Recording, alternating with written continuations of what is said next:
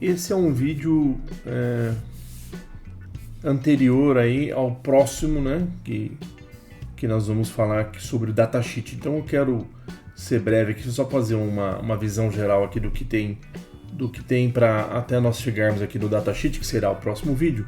Então é o seguinte, nós vimos aqui, né, como se comporta o Zener, né, como eu limito as correntes, como eu tenho cuidado com os extremos ali, Z mínimo e Z máximo, potência. Agora tem algumas aplicações, né? Aí é aplicar, né?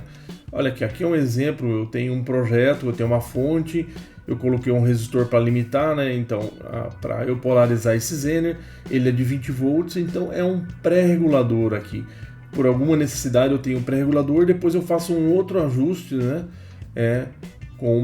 Com outro Zener, então tem um outro resistor em série para polarizar esse Zener corretamente, aí eu tenho minha carga. Então assim, é uma aplicação, né, onde eu tenho um pré-regulador, depois o último estágio de regular que é com 10, o primeiro com 20. É uma aplicação, ok? Outra aplicação, nós vimos ceifadores, né, e a gente colocava, quando a gente quisesse aumentar a amplitude do ceifador, a gente colocava diodos em série, né? Então, de vez de eu colocar um monte de ouro, eu posso colocar Zeners, né? Eu coloco esses dois Zeners aqui em série mais opostos, né?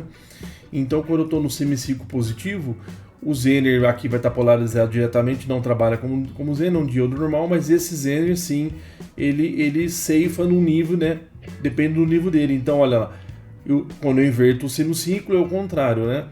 Esse de baixo vai estar polarizado direto e esse vai ser o Zener para o semiciclo negativo. Então você consegue fazer ceifadores que a amplitude, né, vai ser, a tensão de pico vai ser V Zener mais o 0,7 do diodo. Então é uma aplicação bacana, interessante também, para não ficar, quando eu quero uma amplitude maior, para não ficar colocando muito diodo, né, muitos diodos, só apenas dois Zeners aí.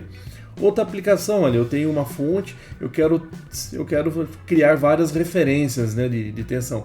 Então eu tenho um resistor só para eu polarizar. Eu tenho dois Zeners aqui, o resto são diodos, né? Então eu polarizo esses dois, e aí aqui é um Zener de 10, como aqui eu tenho um diodo, uma queda, ele está polarizado diretamente, uma queda de 0,7 nele, mais 0,7 do outro, e mais a queda de um Zener. Então você pode fazer múltiplos estágios, né, de tensões de referência, ok? Aqui eu tenho uma fonte de 12 volts, mas por algum motivo, um exemplo, eu tenho um relé que eu quero comutar ele, mas ele é de 6. Se eu ligar ele em 12, ele vai queimar. Então, o que eu faço? Eu meço a resistência, né, dessa bobina, eu conheço, então, de repente eu tenho até os dados na plaqueta, no corpo desse relé aqui, com a corrente dele, eu posso até medir, né, eu posso pegar e fazer uma medição da resistência, né, dessa bobina. O que acontece? Eu posso depois estar configurando, dependendo de como que é, eu só coloco um Zener em série, dependendo dessa resistência desse relé, ele já polariza esse Zener vai dar uma queda e o resto vai ficar, né, ficaria ali 6,4, o relé é de 6, mas 6,4 provavelmente isso não é o suficiente para queimar o relé, né? Aí eu poderia estar fazendo, contornando a situação que eu estou, né? Ok? Outra aplicação, eu tenho 12 volts também, eu coloco um capacitor, e se o meu Zener vai ter uma queda, no caso aqui de 6,8, o restante vai ficar no capacitor, na carga do capacitor. Então acaba tirando um ponto também, uma tensão que eu queira tirar, né? Usando o Zener. Então a gente está vendo aplicações. Aqui vai falar sobre segunda aproximação de diodo Zener, não precisa ficar tanto detalhe assim. Como eu expliquei, eu não posso ficar entrando demais, mas eu acho que o conteúdo que está sendo passado é suficiente para quem está aprendendo e quiser realmente ver detalhes, mas senão fica extenso demais, tá? Então isso aqui é segunda aproximação. O efeito da ondulação, né? Às vezes você está colocando ali na saída nós vimos de um retificador e você tem um certo ripple, né? Então você quer dizer, quando você usa um Zener, você quer saber qual o ripple lá no Zener, né? Um exemplo aqui, ó, esse é o exemplo aqui. Você tem uma fonte que ela já vai ter um ripple, aí você vai estar regulando aqui com o Zener, né? Então qual o ripple aqui na saída?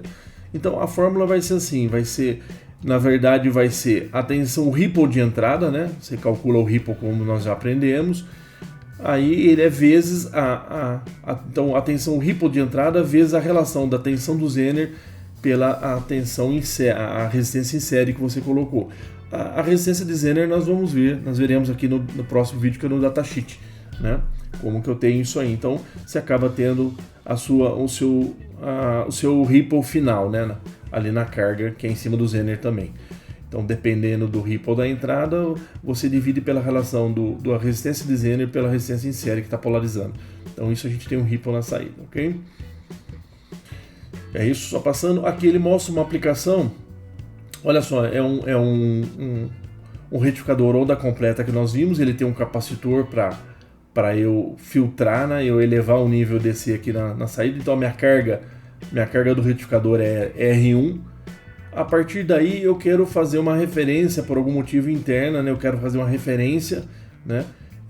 Obviamente esse nível de tensão aqui vai estar maior, né? Se eu ver essa relação, né? 120 dividido por 8, eu vou ter a tensão de pico, provavelmente com certeza o nível DC aqui, apesar de ter um ripple, está maior que 10, mas aqui eu estou regulando 10, né? Então eu faço polarizo aqui, limito a corrente de Zener, esse Zener vai trabalhar normal, eu tenho uma carga. E eu posso até calcular esse ripple e depois posso calcular o ripple final também, mediante o que nós acabamos de ver aqui nessa fórmula anterior que eu comentei aqui, né? Que o ripple de saída é o ripple de entrada vezes a divisão de RZ por RS, que é a resistência de Zener pela resistência em série que eu tenho lá. Então é uma outra aplicação, ok? Isso aqui nós já vimos sobre carga, o desvio que faz, resistência mínima, resistência máxima de Zener, ok? Eu acho que aí nós encerramos agora, então, o assunto para chegar no datasheet, né? Então no próximo vídeo nós vamos ver um pouco melhor sobre datasheet. Estou acelerando um pouco porque é muito detalhe para ficar vendo, senão essa playlist não tem fim, ok? Então agradeço a atenção, muito obrigado.